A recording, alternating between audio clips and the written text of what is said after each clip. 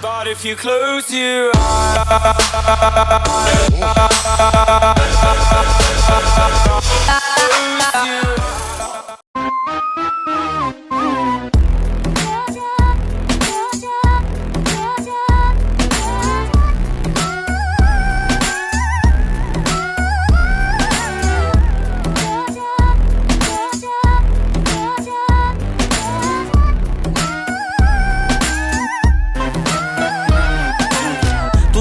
student eminent, vrei un vagabond indecent, că se lasă mai cu happy end. Eu sunt prezent, dar nu înțeleg ce zici, că tu deja te clatini și cam stai să pici.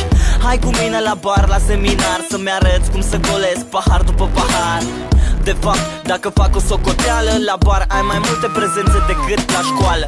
Dar tu nu ții cont de lei grei, văd că dai cu ei de parcă nu sunt banii tăi. Încearcă să rămâi puțin prezentă și-ți dau titlul de cea mai activă studentă.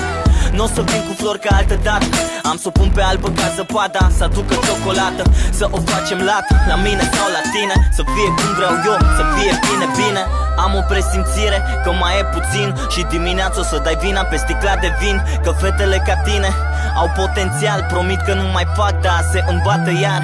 Mie îmi convine, bineînțeles, să te văd așa detașată, fără stres, fără texte de-alea cu subînțeles. Că tu clar vrei mai tare, mai des, mai tare, mai des, mai tare, mai des, fără texte de-alea cu subînțeles. Mai tare, mai des, mai tare, mai des, mai des, mai des, fără texte de-alea cu subînțeles. Fără flori, fără poezii, fără vrăjala pe care o știi, fără mesaje romantice, vreau să te văd goală, dezbracă-te. Se vede clar că ai făcut, da, așa ceva și că ți-a plăcut. Pentru tine contează mult, să știi cât de bine pot să te au. Direct la inimă, scuze, credeam că știi clar că vreau să te duc cu zăhărelul, să îți arăt hotelul, să bei, să mănânci și apoi să-ți fac felul. E de la sine înțeles, te miști deasupra mea, detașată fără stres. Lasă-mă să fiu proful tău, și tu studenta mea bună, rău. Mai tare, mai des, mai tare, mai des,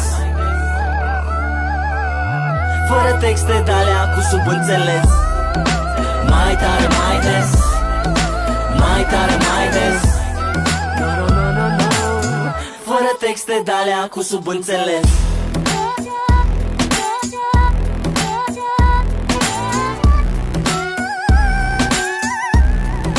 Studio 66